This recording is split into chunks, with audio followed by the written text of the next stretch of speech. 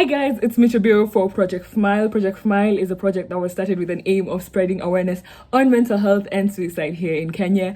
As you can see, I'm really psyched up, and that's because it is May, meaning it is Mental Health Awareness Month. Yes, more awareness to mental health. This does not mean this is the only month that we get to talk about mental health. We talk about mental health all year long, every day, every month, every week.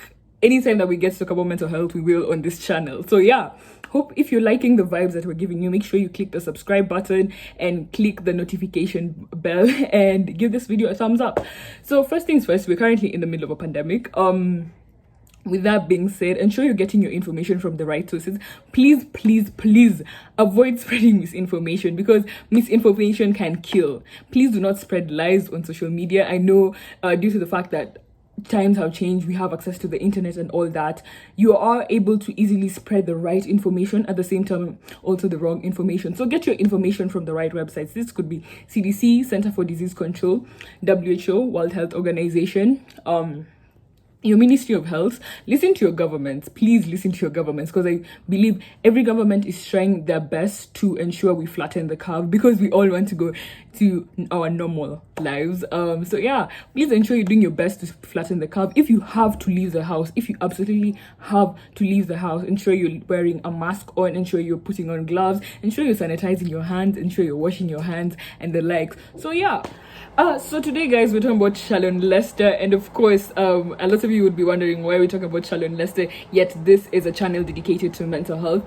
and that's because of some of the comments or remarks she made towards mental health. Now, believe it or not, I was actually let's say a subscriber of Shallon Lester's YouTube page. I used to follow her for, let's say, between May of 2019 to September thereabout, and that's because I felt her content was, you know, the confident booster. You know, she's the person who had this thing of like trying to teach you how to have this internal confidence. She used to give great relationship advice. I think some of her relationship advice did apply to friendships, plus she would use relevant examples, like, you know, celebrities and all that. So you'd see like she'd talk about, let's say, Gigi Hadid or something of the sort, and you're like, okay, maybe I have someone like this in my life, this is what I could do to help to make the friendship, the relationship, etc.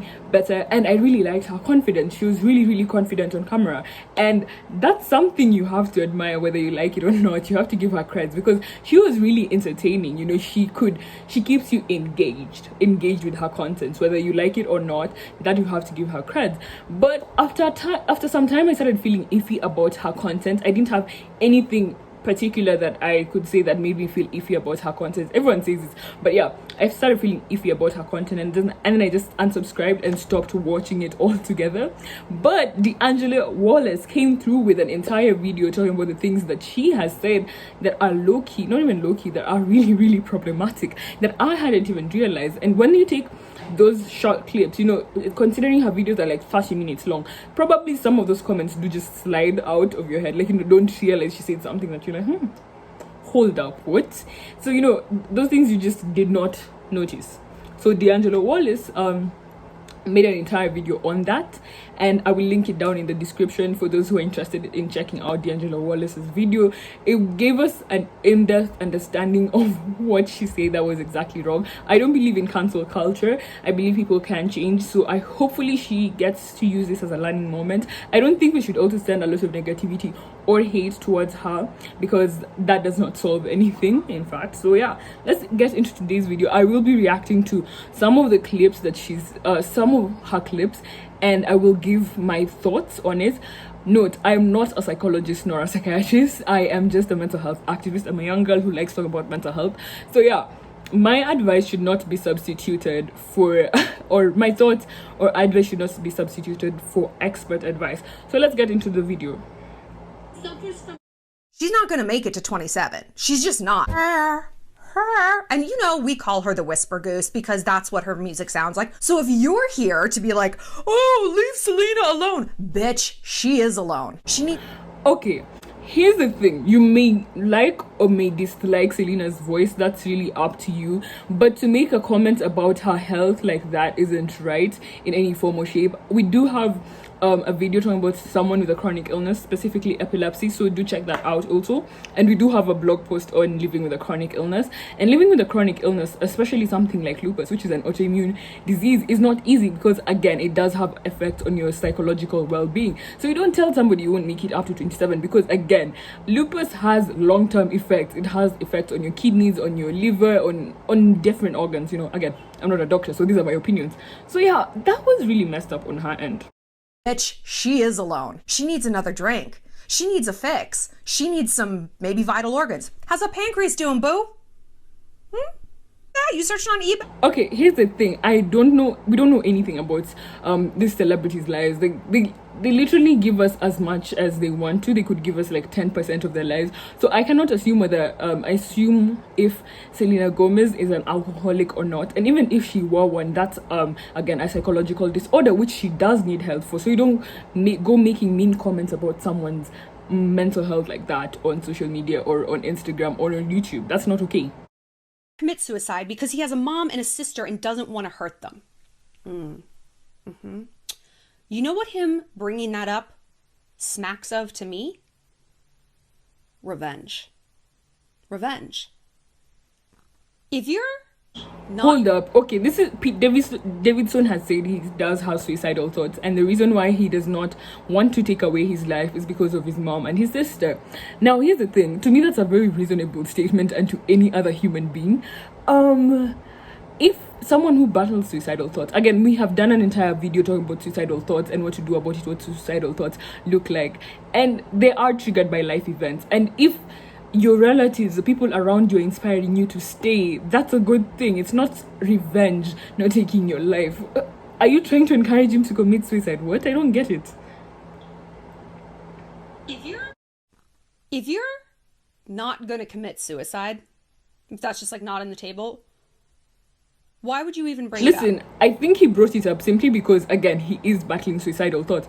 That meaning, battling suicidal thoughts does not always mean you're going to commit the action. But again, it's still a thought that needs to be addressed because it could lead to the action. Okay, so it's good that he's speaking up about he's bringing awareness on suicide, because 800,000 lives are lost yearly to suicide. This is something we need to talk about. This is something that we need to take more seriously. We need to have suicide hotlines. We need to ensure that people with suicidal thoughts do get the help that they need. So you making such remarks is simply unkind of you. Grande today, and not just Ariana, her garbage fire of an ex, Pete Davidson. The thing that I had a problem with Pete was not that he's bipolar, not great, not that he's got borderline personality disorder. I don't understand why you'd have a problem with somebody having bipolar or borderline personality disorder. These are not choices. These are not choices someone makes like, oh wait, I'm gonna wake up and have bipolar or borderline personality disorders. These are not conscious choices. So again, you do not say that you will have a problem with somebody simply because they have a mental disorder. That's really, really ignorant. Personality disorder, also not great, but that he doesn't care to fix any of it.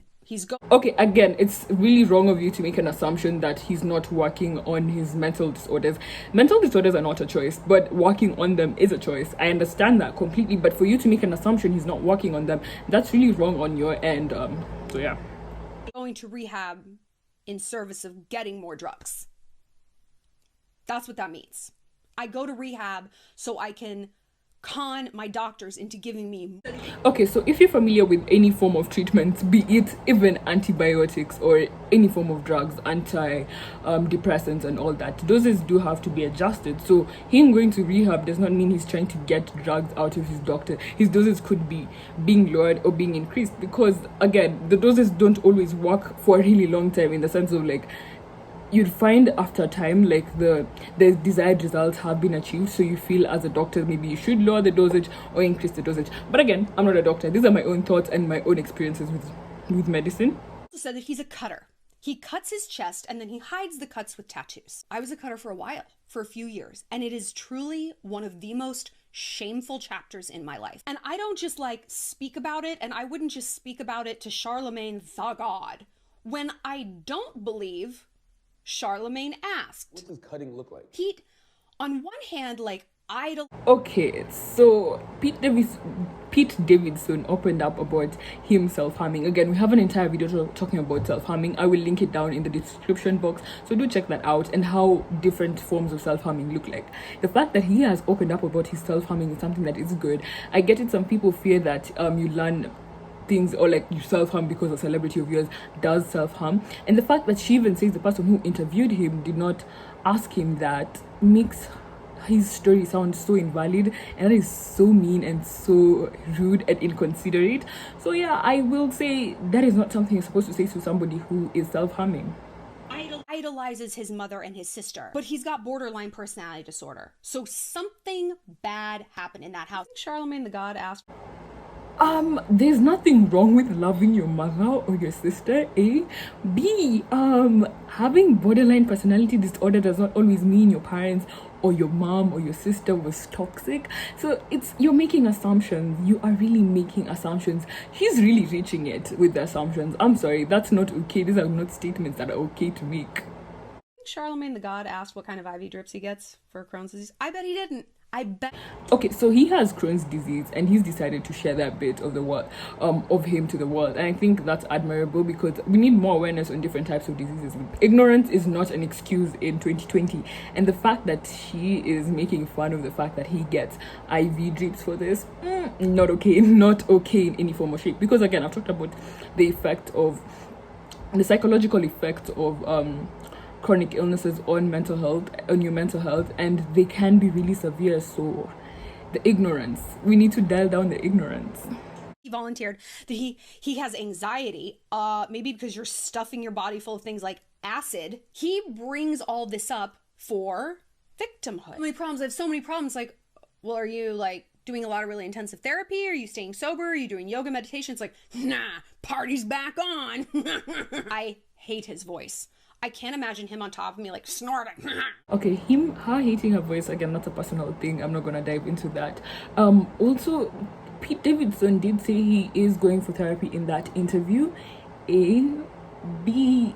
Victimhood. I don't understand how that's self-victimization, because he's just speaking up on his story. He's talking about something he's been through, and how is even helping himself out of the issue. So I don't feel it's okay for you to judge someone's story, especially if they're trying their best to get out of the situation that they are in. He's not trying to get this sympathy points of like, oh yeah, like I have this, sympathize with me. There's a difference between sympathy and empathy. Empathy is being able to understand what someone is going through, and I think what Pete Davidson here is asking for is empathy. Be able to understand what he's going through. Don't feel pity for him, don't sympathize with him, empathize with him. So yeah, your partner doesn't have Lyme disease a la Justin Bieber, but maybe he's depressed. Oh, I'm so depressed. He suffers from anxiety. Oh, that's interesting. A white man, most of them are, a white man on planet Earth suffers from anxiety and depression. I'm not saying that they don't. Some people do, absolutely. But you know what? They need to get the fuck out of the way and stop dating. They need to get the fuck out of the way. They don't get to. Okay, here's the thing. Someone suffering from Lyme disease, again, not a crime. B, she basically insinuates that white males cannot suffer from depression and anxiety, which is a wrong assumption, because guess what? Mental illnesses do not choose race, gender, or anything of the sort. It does not choose that, and that's the borders that we're trying to break. We're trying to break such mindsets. So you saying such things to your huge platform, your 300,000 plus subscribers, that is very harmful. You're trying to tell them basically, if you are a white male, since you reek of privilege, you cannot have depression. Again, not every time will white privilege play itself, because white privilege doesn't understand maybe if you've gone through something traumatic. It really does not understand that. So the point is, what is your point? That is what I'm trying to get to. So yeah, that's as much of Shallon Lester's content or mean comments that I could get through. So I hope you understand where I'm coming from as a mental health activist. We're trying to ensure that there's not so much stigmatization of people living with mental disorders. So yeah, hope you enjoyed this video. Make sure you give it a thumbs up. Make sure you share it with your friends. Yeah, share it. If you're liking this content, share it. And I know you're enjoying it. So you know what? Click that subscribe button. Yeah, click. I'm watching. Plus the notification bell. Yeah, cool. So yes, thank you so much for watching.